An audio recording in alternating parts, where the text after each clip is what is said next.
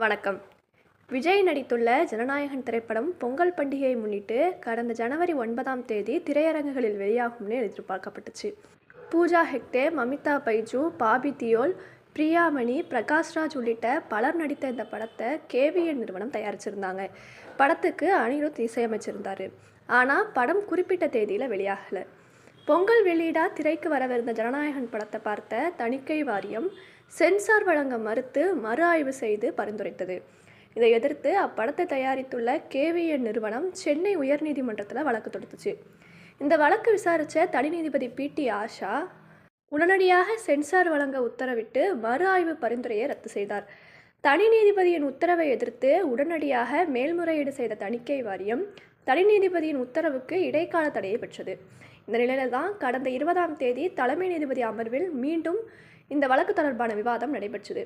திரைப்படத்திற்கு தயாரிப்பாளர்கள் சான்று பெறும் முன் வெளியீட்டு தேதியை எப்படி அறிவிக்க முடியும்னு நீதிபதிகள் கேள்வி எழுப்பினர்.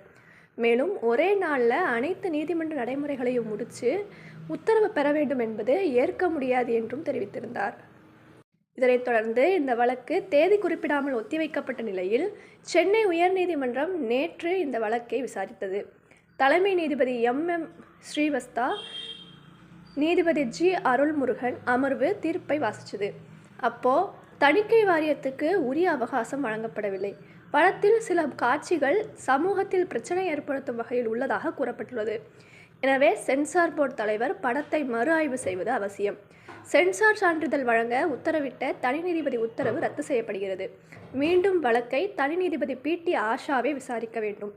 விசாரணையில் தயாரிப்பு நிறுவனம் மற்றும் சென்சார் போர்டு உரிய அவகாசம் வழங்கி புதிய உத்தரவை பிறப்பிக்க வேண்டும் என நீதிபதிகள் தெரிவித்துள்ளனர். இதுபோன்ற செய்திகளுக்கு தொடர்ந்து இணைந்திருங்கள் ECR TV சேனலுடன்.